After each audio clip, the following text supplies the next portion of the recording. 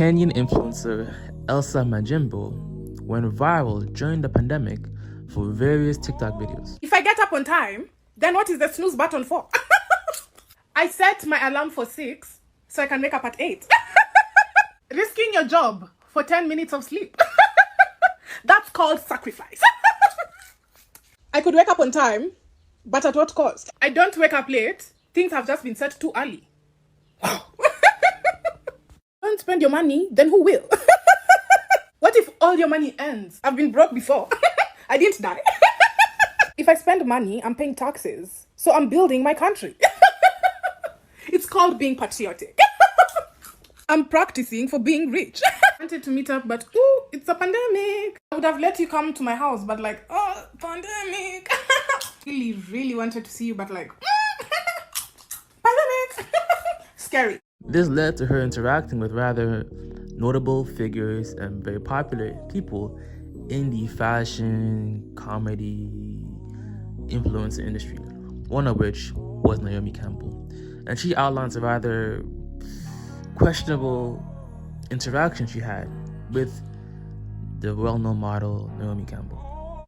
Talk about Naomi Campbell. There's Naomi, your mentor. Relax. You've all seen, which was a lot of fun getting to know Elsa and hearing her candid stories, just how she truly feels about being supported. Elsa Majimbo, makeup by Naomi Campbell. So, in December of 2020, Naomi was coming to Nairobi to do some shopping. She was on holiday, but on a remote place. So she was in Nairobi doing shopping. And I texted her and she told me she's in Nairobi. So I was so excited to meet her. She was the first celebrity I was ever going to meet. Guys, I was through the roof. She texted me, she was like, hey, I'm here. She texted me the location. I went directly. I went with my brother. So my brother and I, we met her, we did some shopping. And as we're shopping, she's like, oh, you know, the plane that's taking us back actually has couple more seats. Do you and your brother want to join us on holiday? Hell yes. So I was like, oh, that'll be so lovely. Then I say to Elsa, well, Elsa, do you live near Wilson Airport? And she said, yes, I live very close to Wilson Airport. I said, so why don't you run home and get your things and come and fly to Malindi with me, which is on the coast. I texted my dad, I said, hey, get the car ready, I'm coming to the house. We are going to the airport in an hour to meet Naomi Campbell so she can take me on vacation. So Elsa goes home and gets her things and off we go on a plane to Malindi, the coast of Kenya.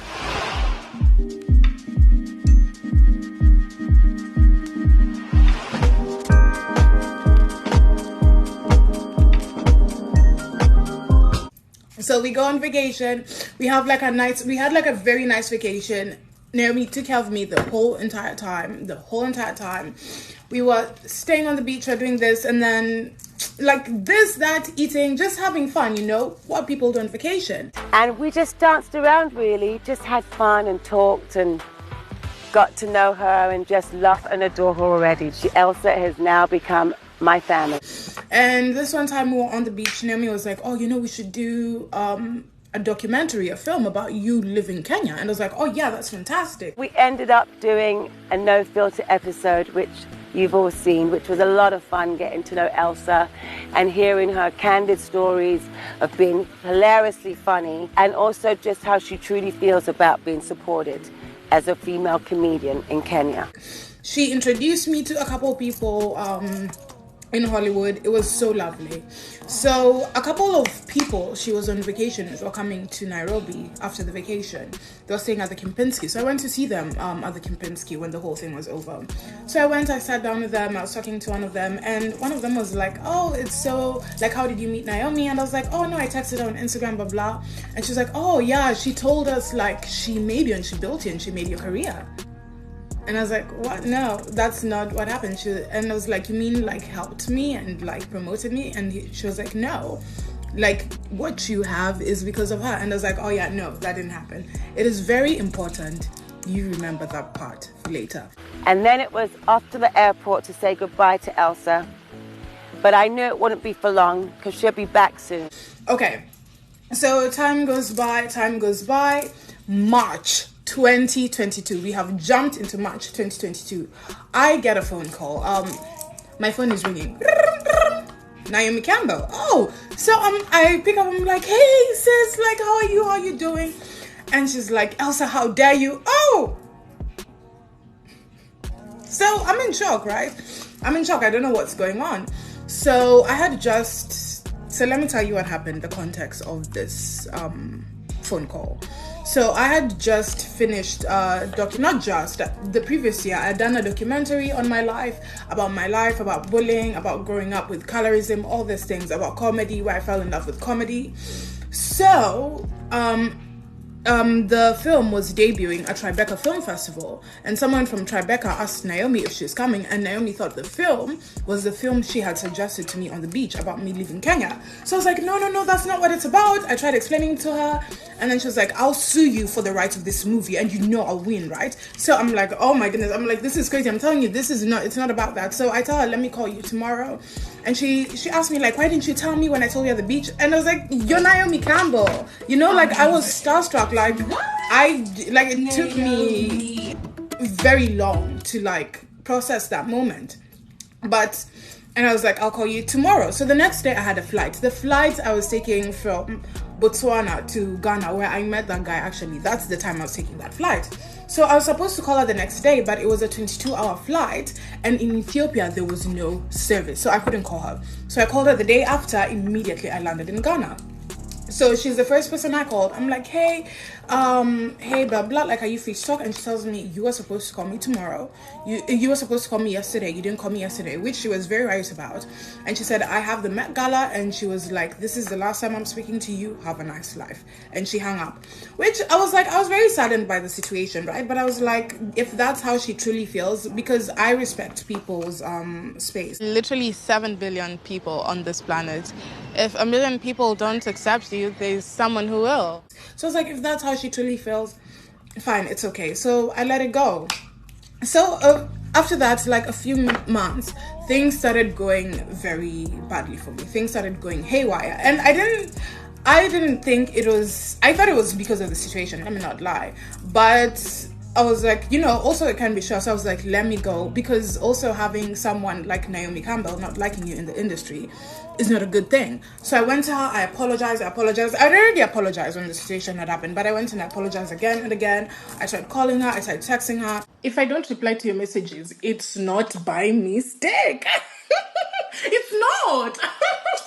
And then one day she just texted me and she was like, stop calling me. I have a child to take care of. So after that, I just said, okay, there's nothing I can do about it. I started drinking. That's why I even quit alcohol. I started drinking. I started drinking a lot. Yeah. And then, because I wasn't sure why things were going so wrong, and I couldn't put my finger on it. And then a few months later, I met Edward Enifel at a party, and Edward Enifel is oh my goodness, he's one of the people I adore the most. So I was like, oh my goodness, that's Edward, I have to go say hi. So I go, I'm like, hey Edward, I'm such a big fan. And he looks at me, he's like, I know you. And then he said something that made me think the situation with Naomi was causing like some of the trials and tribulations I was currently going through. So I was like, you know what, I need to fix this. So I went to one of our mutual friends and I was like, hey, please, can you tell Naomi, because I knew they were going on holiday together. So I was like, hey, can you please tell Naomi to text me? And she was like, yeah, I'll make sure, and blah blah. So a couple of days went by, and then Naomi finally texted me and she was like, yeah, I let that go a long time ago. I'm not one to hold a grudge. She sent me a very lovely text. She said, Happy New Year. So after that happened, this was the new year 2023. So after that happened, every single step I made, every single move I made, I told Naomi. Every single thing I did, I told Naomi. I would breathe. I tell Naomi whether she would reply or not. I would send her a message because I didn't want what happened to happen again. And after some time, after a few weeks, I called my mom and I was like, this isn't normal. This doesn't feel healthy. It feels it kind of feels, you know, it doesn't feel too nice. There's nothing healthy or normal about this. And I was like, I don't want to be in a situation like this. So after that, I just decided it is healthier for me to completely remove myself from the situation and get myself out.